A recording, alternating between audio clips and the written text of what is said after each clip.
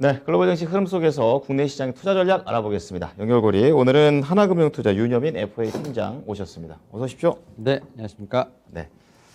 자, 첫 번째 연결고리 주제 보겠습니다. 공개해 주시죠. 반도체 쪽이네요. 웨스턴 디지털 키옥시아 인수 논의에 들어갔다 이런 얘기가 나오는데요.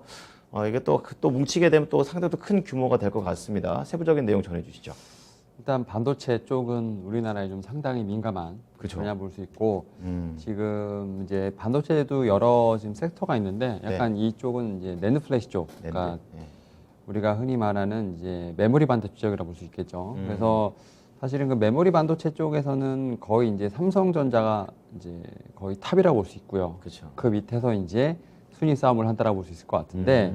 지금 키옥시아를 지금 웨스턴 디지털이 200억 달러 수준에서 좀 인수하는 협상이 좀 진행 중이라고 합니다. 일단은 몇 주 동안 논의가 됐고, 뭐 다음 달 중순으로 합의에 도달할 수 있다라는 기사는 나오고 있습니다. 근데 이제 키옥시아 같은 경우는 일본 회사라고 말씀드릴 수 있을 것 같고, 사실은 이제 원래 도시바 쪽에 있는 사업부의 부분이었는데 좀 재정위기가 왔었어요. 그랬군요. 그래서 좀 2018년에 분사를 한 뒤에 사실은 이 회사를 어떻게 살렸냐면 그 미국 자본이랑 SK하이닉스 같은 이제 한미일 자본이 같이 들어갔어요. 그렇군요. 네, 그래서 180억 투자를 받아가지고 이제 살아났는데 도시바 지분이 한 40%, 그다음에 SK하이닉스가 한 10% 이상, 그다음에 뭐 미국 자본 이렇게 약간 한미일 컨소시엄으로 회사를 살려놓은 거예요. 근데 이제 키옥시아를 이제 어떻게 보면 웨스턴 디지털에 좀 인수를 하려고 지금 기사가 나오고 있는데 일단 뭐 낸드 플래시 좀 시장을 보게 되면 사실 삼성전자는 압도적으로 1위입니다. 33%가 넘어가고 있는 상황이고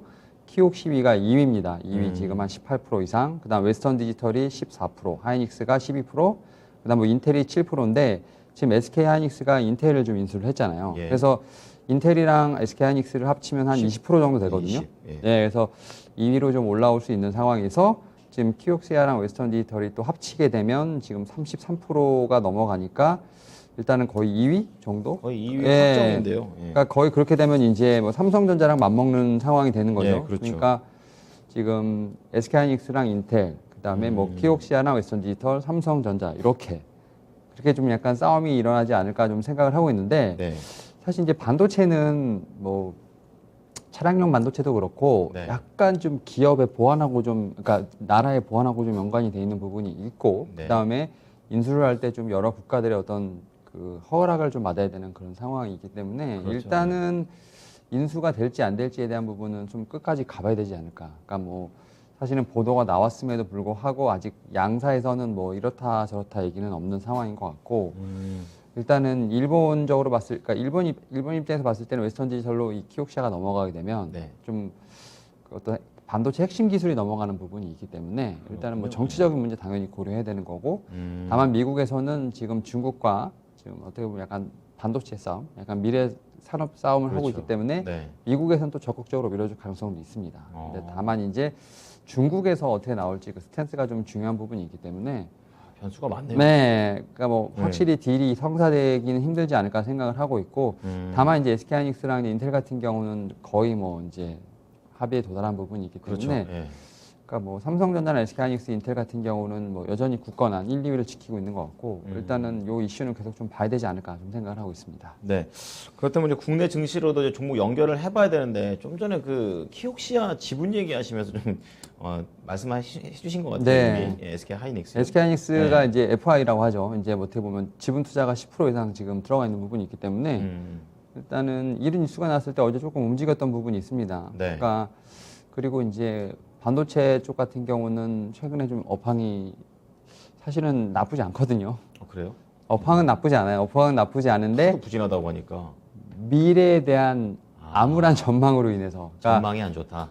메모리 가격이 좀 4분기부터 꺾일 수 있다. 뭐 이런 전망 때문에 현재 상황에서는 나쁘진 않은데 지금 뭐 SK하이닉스 같은 경우는 이 키옥시아 지분도 있겠지만 자체적으로 봤을 때도 사실은 실적은 상당히 좋아요. 뭐 2분기 같은 경우 지금 낸드만 보더라도 지금 전분기 10% 정도 증가를 한 부분을 좀 보여주고 있거든요. 그렇다 보니까 사실은 SK하이닉스 같은 경우는 지금 주가가 지금 10만 원대까지 내려왔는데 거의 지금 최저점까지 내려온 거라고 보여져요. 아, 바닥으로 보시면. 네, 바닥으로 보여졌기 때문에 저는 충분히 업사이드가 있다라고 좀 생각을 하고 있고 아마 지금 사이클이 좀 돌고 있는 부분이 있는데 지금 2차 전지가 가장 핫하고 그렇죠. 그다음에 이제 약간 좀 신재생 에너지 쪽으로 넘어가려고 하는데 그 이후에 다시 한번 반도체도 좀 분명히 그 사이클에 돌 수 있지 않을까 생각을 하고 있기 때문에 네. 저는 SK하이닉스 좀 충분히 지금 저평가 구간에 진입했다고 생각을 하고 있고 네. 지금부터 충분히 모아가시면 그래도 20-30% 이상 수익이 나올 수 있지 않을까. 20-30%나요? 사실은 뭐 좀 더 보긴 하는데 일단은 네. 보수적으로. 보수적으로. 네네. 알겠습니다. 자, 키옥시아의 지분을 10% 갖고 있습니다. SK 하이닉스. 지금 바닥이기 때문에 모아가는 전략이 좀 유효할 것 같다라고 말씀을 좀 해주셨습니다. 자, 그럼 두 번째 이슈로 넘어가 보겠습니다. 공개해 주시죠. 메드트로닉 비강 임플란트 업체인 인터섹트 ENT를 인수한다. 비강 쪽이면 이 코 쪽 이쪽 말씀하시는 것 같은데요. 의료기기인가요? 그러니까 지금 제가 그 설명드리는 대부분의 네. 그 미국의 좀 큰 회사들은 M&A를 참 잘합니다. 그죠? 그러네요. 계속. 그러니까 몇 주 동안 계속 M&A 얘기를 하고 있는데 네. 일단 이 회사가 이제 메드트로닉을 사실 이제 좀 모르시는 분들도 계실 거예요. 저는 근데 좀 생소합니다.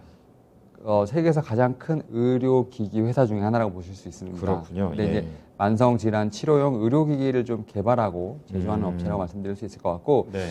150여 개국에서 지금 운영이 되고 있습니다. 그래서 제품 같은 경우 70개 정도 건강 상태를 체크하는 뭐 심장 장치라든지 뭐 척수 로봇 공학, 뭐 인슐린 펌프 같은 좀 다양한 좀 영역이 제품이 넓습니다. 나오고 있고 예. 사업 부분을 보게 되면 이제 당뇨병, 의료외과, 심혈관, 신경계 부분을 좀 나눠지는데 네. 심혈관 사업 부분의 매출이 가장 높다고 좀 나오고 있습니다. 한 그렇군요. 50% 정도가 좀 심혈관 쪽에서 좀 나오고 있고 또 이제 매출 전체에서 또 보게 되면 미국 말고 해외에서도 상당히 좀 높다고 나오고 있어요. 그러니까 결국 그 글로벌 얘기는 기업이군요. 글로벌적 사업을 말씀드리는데 예. 사실 이제 이 의료기기, 그러니까 어떻게 보면 이제 영업을 해야 돼, 기기를 영업을 해야 되는 건데 그렇죠. 사실 작년에 코로나19로 이 회사도 조금 힘들었던 건 사실이에요. 아, 그렇군요. 예, 근데 이제 최근에 다시 한번 이 어떤 팬데믹의 좀 악재를 좀 어느 정도 뒤로 하고 네. 어느 정도 견조한 실적이 조금씩 나오면서 이제는 좀 그런 수준으로, 그러니까 이전 수준으로 회복하지 않나 좀 전망들이 나오고 있는데 네. 사실 이제 델타 변이가 사실은 약간 좀 변수가 되지 않을까 좀 생각을 하고 있어요. 그러니까 미국 같은 경우는 만약에 수술을 한다 하더라도 델타 변이 이런 부분들에 의해서 좀 수술을 좀 뭐 이 정도는 안 해도 되겠다, 넘어가면 되겠다 이런 식으로 좀 선택적으로 할 수 있는 부분이 있는데 네. 그럼에도 불구하고 이제 백신 접종도 같이 올라오고 있기 때문에 그렇죠. 최근에 화이자 정치승인 하고 그렇기 때문에 약간 전망은 약간 부정적인 전망과 좀 긍정적인 전망이 있는데 일단은 좀 더 좀 긍정적인 쪽에 좀 약간 힘을 실는다라고 볼 수 있을 것 같아요. 그래서 일단 하반기에도 충분히 견조하게 성장이 나오지 않을까 좀 생각을 하고 있고 네. 앞서 말씀드린 것처럼 이제 임플란트 업체를 지금 현금 11억 달러에 인수하기로 이제 합의를 했습니다. 예. 그 약간 그러니까 이 회사의 그 최종 종가보다 한 15% 이상 더 인센티브를 얹어서 지금 그 인수를 하는 건데 말씀하셨던 것처럼 이제 비강 쪽에 부비강 수술 후에 비강 통로 개통 유지를 위해서 뭐 자가 확장 임플란트를 하는 뭐 이런 쪽에 좀 특별히 좀 발달되는 회사라고 볼 수 있을 것 같아요. 그리고 이 회사 같은 경우는 이제 2분기에 뭐 2,730만 달러를 지금 매출을 기록했기 때문에 전년 동기 대비 180% 이상 증가한 상당히 큰 회사라고 볼 수 있을 것 같고 네. 이 회사는 이제 어떻게 보면 메드트로닉에 이제 인수가 된다 하더라도 예. 매년 한 10% 정도대 성장률을 기록하지 않을까, 그러니까 상당히 성공적인 M&A가 되지 않을까 좀 생각을 하고 있는 상황입니다. 그렇군요. 예. 그리고 일단 이 메드트로닉이 상당히 좀 특이한 게 뭐냐면 44년 동안 배당이 계속 꾸준히 증가를 하고 있는. 주주 입장에서. 네, 그래서 예. 지난 5년 동안 8% 정도 배당이 계속 나오고 있기 때문에 네.